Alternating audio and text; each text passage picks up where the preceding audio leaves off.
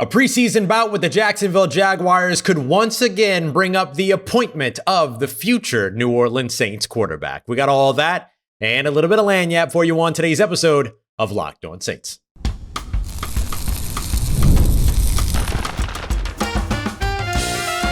You are Locked On Saints, your daily New Orleans Saints podcast.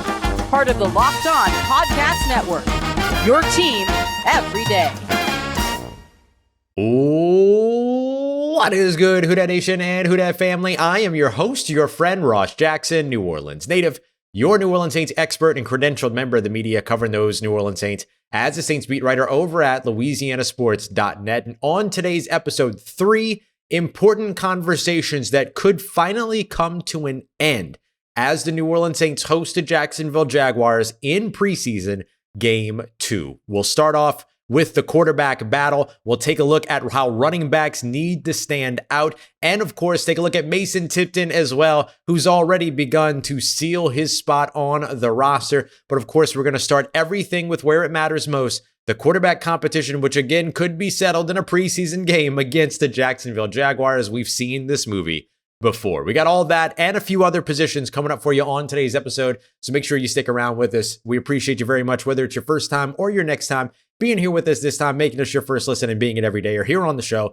We're just a proud part of the Locked On Podcast Network, your team every day. Today's episode brought to you by our friends over at Monarch Money. Take control of your finances today with Monarch Money. Use promo code LOCKEDONNFL at monarchmoney.com and get 50% off of your first year. The New Orleans Saints quarterback battle, for the second time in recent memory, could come to an end based on the performance of these quarterbacks going up against the Jacksonville Jaguars in a preseason game. It won't take much for you to remember going back to Sean Payton's last year, that 2021 season. Drew Brees had just called it quits, gave that final look back in the Superdome, the empty, unfortunately, Superdome at that point during that COVID year. And there was that big quarterback battle going on between Jameis Winston as well as Taysom Hill. And we knew that Jameis Winston was going to be the starting quarterback going into that season, but the Saints held this quarterback competition, and it was a Jameis Winston deep ball down the left sideline of Marquez Callaway up against the Jacksonville Jaguars that effectively sealed the deal and made it so that it was well known across the NFL,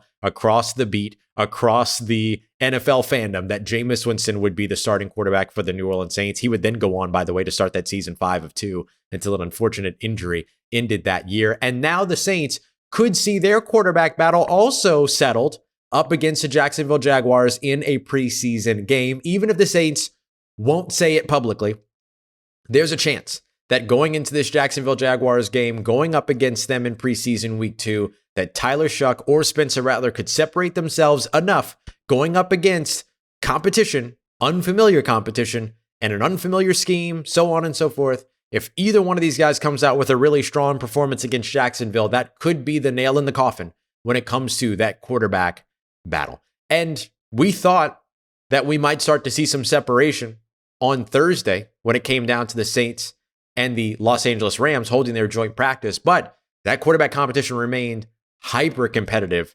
during that practice. Now, there was a ton of pressure given up by the New Orleans Saints offensive line. Do not expect solid offensive line play early on in the season from any NFL team, but in particular right now, not the New Orleans Saints as they try to get their new arrangements all figured out. And so the Saints will have to kind of figure that out at the beginning of the season, which kind of makes the quarterback battle conversation a little bit tricky because it doesn't matter who wins the quarterback battle if the offensive line is shaky. But hey, they want to get out there. They want to get the quarterback settled. They want to get all that figured out one way or another. You have to get that decision made. And so this Jacksonville Jaguars game presents maybe the next best opportunity after that joint practice to see who's going to stand out. I thought that with the joint practices, the real highlight coming out of that was how tight that quarterback battle remained between Spencer Rattler and Tyler Shough. I thought Spencer Rattler had, and I said this in the squad show last night as well, but I thought Spencer Rattler had the slightly better day just from a consistency standpoint. Started his day off 7 of 7 through the first few drills, had the big touchdown pass to Rashid Shaheed down the field, while Tyler Shough still had a pretty solid day as well. Good, decisive, got the ball out of his hands, had some opportunities that he didn't necessarily get the chance to take advantage of because of the pressure, but got a touchdown to Cedric Wilson Jr. in the red zone on a quick pass over the middle. Also had a touchdown to Mason Tipton, we believe, on a short pass that was a big catch and run touchdown. So yeah, put your guys in position to go out there and make some plays. I thought Tyler Shough did a good job of that. I thought Spencer Rattler did a good job of that. Maybe Tyler Shough was a little bit more comfortable navigating the pressure than Spencer Rattler was. Had a blitz at one point that kind of got to him and all that. But, neither of these guys turned the ball over. I'm shocked at the lack of interceptions throughout training camp based on the fact that you've got 3 young quarterbacks at their eldest, the 3rd year in the NFL, that are throwing passes here over the course of Saints training camp, and they've had maybe 11, maybe 12 combined interceptions over the course of Saints training camp. So that's pretty solid, right? Like, these guys don't put the ball in harm's way very often. And I know what you're thinking, like, well, Tyler Shough kind of threw a pick 6 up against the Los Angeles Chargers. No. I get it. But I'm talking about camp here. And again, throw the interception, but how do you bounce back? And so going into this next game, what do we want to see from both of these quarterbacks? Spencer Rattler, Tyler Shough, Jake Haener is no longer a part of the quarterback conversation. And so, or the quarterback one conversation. And so what is it that you want to see from these guys? For Spencer Rattler, it's all about continuing his consistency. He's been a really consistent passer. Kellen Moore keeps saying in all of the interviews that he's doing that, consistency is going to be the thing that ends up driving everything home. So for Spencer Rattler, it's just about remaining consistent while also not getting risk averse, right? Not getting too conservative. He's got to be aggressive. He's got to go out there. He's got to drive this team to go and score points. He's got to be able to do all of those things, but he has to be able to maintain the consistency along the way. So that's certainly what you're going to be looking for from him. And then managing pressure, diagnosing blitzes, all those other things that I don't know if Eric McCoy is going to see a start. We don't know exactly who is going to play in this preseason game just yet, but obviously that helps to have a guy like Eric McCoy that's kind of doing some of that diagnosing as opposed to a undrafted free agent rookie that's doing it and things like that. Although I thought Torricelli Simpkins did great during the preseason game, so we'll see. But I think those are the things that you're wanting to see, right? The operation, understanding where pressure is going to be coming from, how to handle it, all those other pieces, managing the blitz, which I thought Tyler Shough did really well in that preseason game going up against that 2nd and 3rd team defense of the Chargers. And then on top of all that, maintaining consistency, remaining aggressive, doing all the things that make Spencer Rattler, and gave him the early lead early on in training camp. As for Tyler Shough, it's just about continuing to keep pushing. He has looked a lot more comfortable. He's looked a lot more aggressive. He's been taking some more shots. He hasn't been waiting for wide open windows. He's throwing in the tighter windows. Keep all that going and continue to produce without the lows, right? You had the big pick 6 to Eric Rodgers in the game up against the Los Angeles Chargers. Let that be your welcome to the NFL moment. Erase that, move on, go out there and still try to put together the big play. Be aggressive. Don't be too conservative and go out there and make some plays and start to strike up some consistency, which I think he's done a good job of doing. Because remember, consistency is going to be important to Kellen Moore in making this decision one way or another. If both of those guys do all of those things, then I guess you take this quarterback battle into the final week going up against the Denver Broncos. But if one of them ends up having a considerably better performance, not just a slightly better performance, but a considerably better performance, I feel like this conversation could go either way following the Jacksonville Jaguars game if the Saints are ready to make their decision, even privately at that point. So very important game coming up for the New Orleans Saints quarterbacks when it comes to the Jacksonville Jaguars preseason week 2 matchup. But they're not the only ones that have a lot riding on this game. There are a few pass catchers that are looking to really make sure that they're solidifying their roles. And the number one guy is number 15, Mason Tipton. We got that coming up for you next as we continue on with today's episode of Locked On Saints, part of Locked On Podcast Network, your team every day.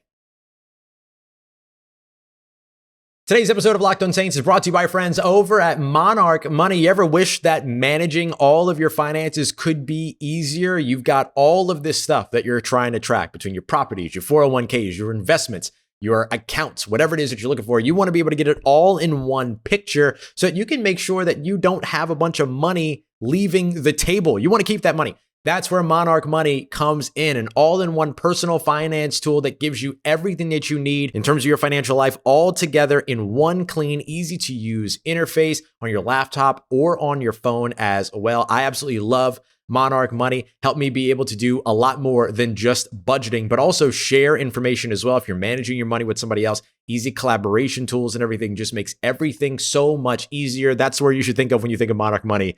Easy. So don't let this financial opportunity slip through the cracks. Use promo code LOCKEDONNFL at monarchmoney.com in your browser for half off your first year. That's 50% off your first year at monarchmoney.com, promo code LOCKEDONNFL.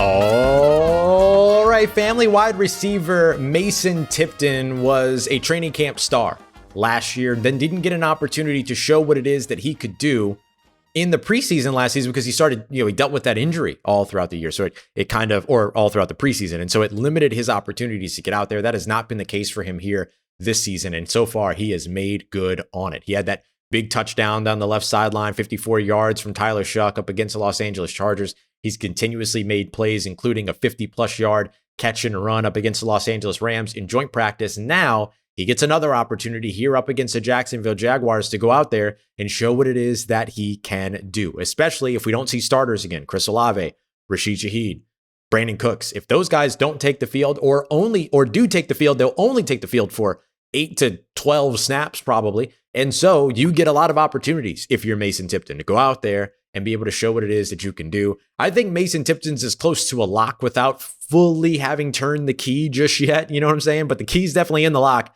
and they're just kind of waiting to twist it. That's kind of all that they're at right now because Mason Tipton has become one of the most impactful wide receivers all throughout training camp. Rashid Shaheed's up at the top for sure. Chris Olave and Brandon Cooks have helped this team move the ball quite a bit. Brandon Cooks' hands have been outstanding here throughout camp. Late hands, getting up, being able to catch the pass. He had a great leaping catch on Wednesday in the final practice at UC Irvine before the Saints headed up to Carson, California for that joint practice.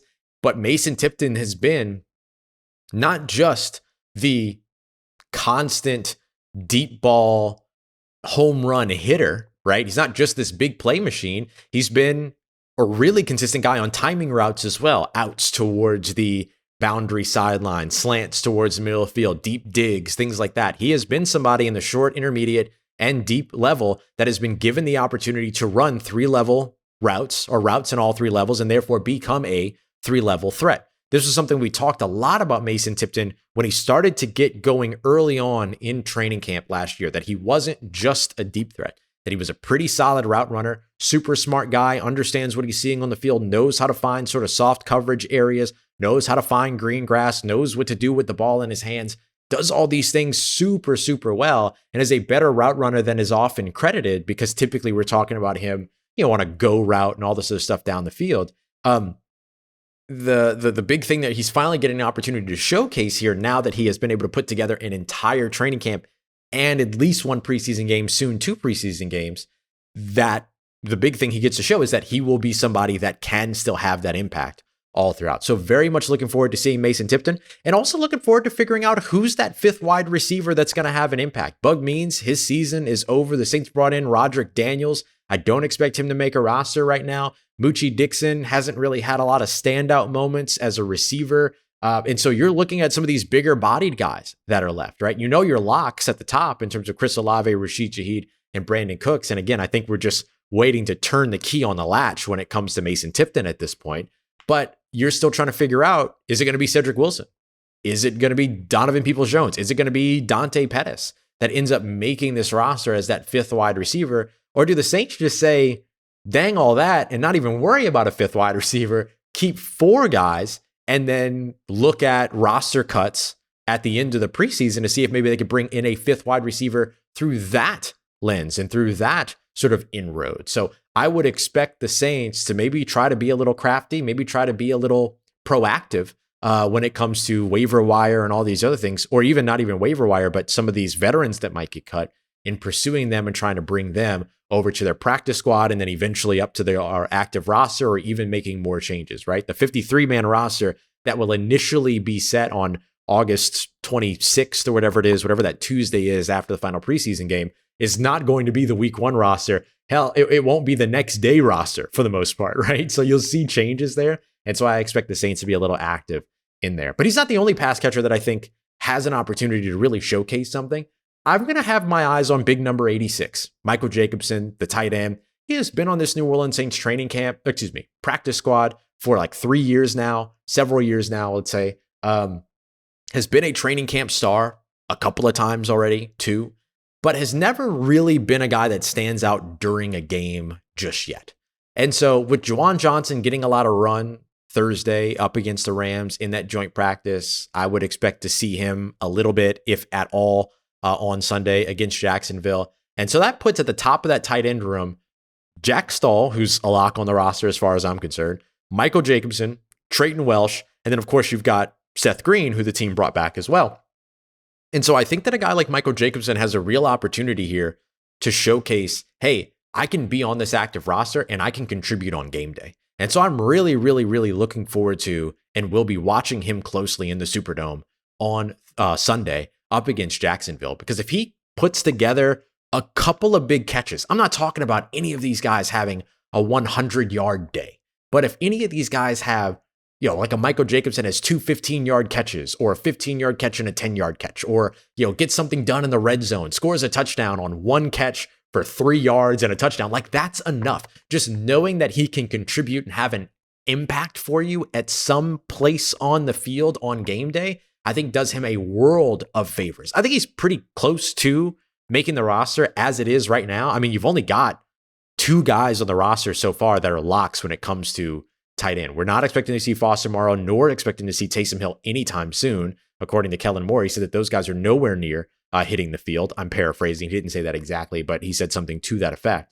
And you've got Juwan Johnson, you got Jack Stahl, and then you're looking for maybe a third, potentially even fourth tight end. If you only keep 4 wide receivers, you might keep an extra tight end to help you out there. And so a guy like Michael Jacobson could be a very, very interesting addition to that roster. His ability to be able to be that jump ball guy in the red zone with his 6'6", 6'7", 6'5" frame, whatever it is. Big, tall dude, being able to kind of help you out in that area. And so I think that that's a spot where if you're able to finally showcase him a little bit and be able to put him in position to be able to make some plays, then I think he should take advantage of that. 6'7" is what he's listed at. I double checked the roster just now. 6'7", 244. Yeah, get him out there. Let him go out there and make some plays for you, whether it's in the short area. He does a very good job attacking the middle of the field, in particular with that big frame, gives these quarterbacks a big, tall target to look for over the top of the offensive line. I mean, he has a lot in his game going for him. Just want to see it translate on game day instead of just on the practice field. And if he can do that, he's a lock for that, I would say even week 1 roster at this point. One other player that I'll mention, jumping over to the defensive side here before we turn our attention to the run game. Really not even one other player. One other position group, linebacker. Linebacker. I'm so intrigued to see how this linebacker room shakes out. There's going to be tough cuts there. There's going to be tough cuts over in the defensive tackle room as well. And so I'm very, very, very intrigued to see those guys match up with the Jacksonville Jaguars and see if Danny Stutzman can separate himself, see if Nephi Sewell can keep making plays, see if DeMarco Jackson and Isaiah Stallbert can continue to shine. Can Jalen Ford keep up what he's doing? I'm asking a lot of questions when I should be giving you answers, but that just goes to show how talented that linebacker depth has been, almost to a surprising extent. And so I'm really, really intrigued to see how they operate, not just doing the linebacker downhill run stop thing, but in coverage as well. So we'll be watching that unit closely on Sunday. Finally, we'll wrap up here with a little bit more, taking a look at the running back and the rushing game. The New Orleans Saints desperately need another running back to step up. I'll tell you why. I think it'll be Kendre Miller. Let's get to that next as we continue on with today's episode of Locked On Saints, part of Locked On Podcast Network, your team every day. This episode is presented by Yahoo Fantasy. Me and some of the other Locked On folks are going to be playing Yahoo Fantasy this year, and you should be too, whether you're a first-timer or you're making your millionth league, and especially if you're into something new, because they're going to be having a ton of new features that are going to be dropping over the month of August. And of course, you can stick to some head-to-head play as well. Jump into public leagues. Yahoo's got you covered for whatever it is that you want. Why? Because to celebrate 28 years of fantasy football greatness, Yahoo Fantasy is dropping 28 new features over 28 days throughout August. To kick it off, they just dropped the Yahoo Fantasy Guillotine Leagues, a killer new way to play Yahoo Fantasy football with the lowest scoring team getting eliminated every week until one team is left standing. With the season around the corner, now's a great time to get your group together and give this new mode a try. But if you're into just the classics, you can still play head-to-head, private leagues, or join a public league as well. So stay tuned for more killer announcements and get started playing Yahoo Fantasy now at yahoofantasy.com/LockedOnNFL. Let's Let's get it, Who Dat Nation. The New Orleans Saints absolutely need another running back to stand out during this Jacksonville Jaguars game. And I'm going to tell you why I think it will be and needs to be running back Kendre Miller. Let me give you two stats that are very, very important to contextualize Kendre Miller and his performance against Los Angeles Chargers last week. And then that will help us understand a little bit more about what we want to see from Kendre Miller going up against the Jaguars this weekend. Number one, 20. You need to know 20. 20 yards after contact for Kendre Miller. Now, he only ended with 14 yards in total in terms of rushing. So what does that mean? That means that a lot of that contact happened in the backfield, and he pushed through that and was still able to go out there and gain yards, right? 6 yards before contact, or 6 yards, before contact, 20 yards after contact. That's going to be a big part of what you're looking for here. And then the next number you need to know is 0.55. That's half a yard, basically, right? That was how many yards before contact on average the New Orleans Saints offensive line allowed or created in that Chargers game last weekend. To give you a better understanding of that, the Chargers were over 2 yards. So the Saints had about a quarter of the amount of yards before contact because of the offensive line and what the offensive line did. Now, remember, it's not just first team offensive line, that's second team, third team, all that kind of stuff. It's all cumulative. But for New Orleans, like, these are two big metrics that they need to improve in 2025. And Kendre Miller brings you the ability to be able to go and break tackles, pick up yards after tackles. He only had about 60 to 70 rushes, if I recall correctly. I'm trying to do that off the top of my head, sorry. In 2024, last year. But he had the most, or among the most, missed tackles forced per carry during the season last year. Now, small sample size, obviously, but that's something that the Saints need in their run game, is the ability to go and create yardage when the yardage is not necessarily being created for you. Now, again, when it comes to that preseason number of 0.55 yards before contact, that's not the starting offensive line. That's not even the full game plan of your running game. You're not game planning. You're not going up against a team that you're studying film on in your first preseason game. You're preparing and you're game planning for them, but you're not doing the massive amount of film study. It's one of the reasons why, like in the squad show yesterday, when we were talking with Lance and John and Dylan, we were discussing sort of the Saints struggling to kind of hold off pressure on the offensive line during the joint practices. I think I might have highlighted that earlier in the episode too, but keep in mind, there's no game planning for a joint practice, right? So when you're suffering because of all these stunts and twists and all this other stuff and the movement on the defensive line, like, yeah, of course you're going to. And so similar thing when it comes to that Chargers game. But now you want to see both of those numbers, them digis, improve a little bit going up against the Jags. And I think that for Kendre Miller, like, being able to go out there and have a really strong game, that's going to be huge for him. You're looking for the guy that can complement Alvin Kamara, not just do also what Alvin Kamara can do. And there are a couple of guys that give you a little bit of that, right? Velus Jones Jr. and his versatility, Clyde Edwards-Helaire and his versatility, but Clyde Edwards-Helaire's ability to run between the tackles, Cam Akers' ability to run between the tackles, as well as Kendre Miller's ability to run between the tackles, and all three of those guys serving in pass protection, that's going to be who earns the RB2 sticker, right? That's who's going to be that guy. And so I think Kendre Miller has the ability to do it. He's got to show a little bit in pass protection. You look at Clyde Edwards-Helaire picking up the blitz on the 50-plus yard touchdown from Tyler Shough to Mason Tipton against the Chargers, seeing some stuff like that where you're picking up those blitzes, even if it's not a 50-plus yard touchdown down the field, but you're picking up those blitzes, you're helping to keep your quarterback clean, all those things. I think that becomes super important for this New Orleans Saints rushing game and becomes very, very important for a Kendre Miller, who I think has the ability in terms of capability, in terms of talent, in terms of skill set, to be able to thrive in this Kellen Moore offense. It's going to ask him to do a lot more of the stuff that he did with TCU than he was being asked to do with Clint Kubiak's wide zone outside run offense last year, for instance. And even if we look at the distribution of rushing against the Chargers, we didn't really see Kellen Moore's scheme. We saw like over 40%, I think it was, outside zone, or at least over 30% outside zone during that game. And so when you take that into consideration as well, there's still a lot more for this run game to show. And I think we saw some promise in the joint practice against the Rams. We saw some nice runs from Kendre Miller, from Alvin Kamara, even though he had a ball punched out at one point, but other than that, like good runs from Alvin Kamara. He had a touchdown run. He got the left edge, I think it was, Cam Akers for a touchdown. So I think you're looking for all of that to kind of translate now just into the game. And again, just like we talked about with, Michael Jacobson and Mason Tipton, those guys don't have to go out there and have 100-yard pass catching days, and these running backs don't have to go out there and have 100-yard rushing days.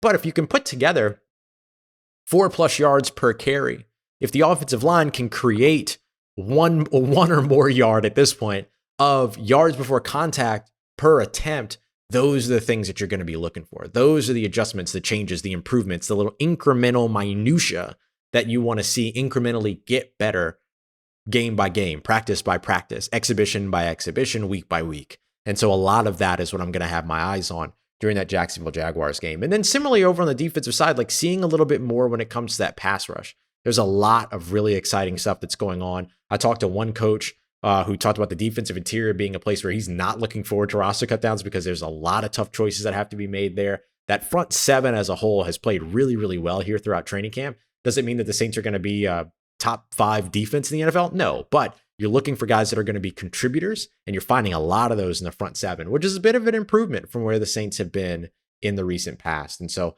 I think those are all things that you're looking for this New Orleans Saints team to be able to showcase a bit against the Jacksonville Jaguars, in addition to that quarterback competition and those pass catchers. All right, next time that you see us, Lance and Dylan will be live after the game. John and I will join from the Dome, so make sure you come through for that for Saint Squad. Saturday is my travel day, and then I'll see you again Sunday night, Monday morning. We appreciate you very much. As always, making us a part of your day, part of your routine for saying yes to me on the show. If you see me, please say hi. Need anything else around your New Orleans Saints in between these episodes, make sure you follow me on your favorite social media at Ross Jackson, NOLA. Hit me up, let me know what our family's doing, how you living. Let me know how you momming them. And trust Who Dat Nation, I'll holla at you.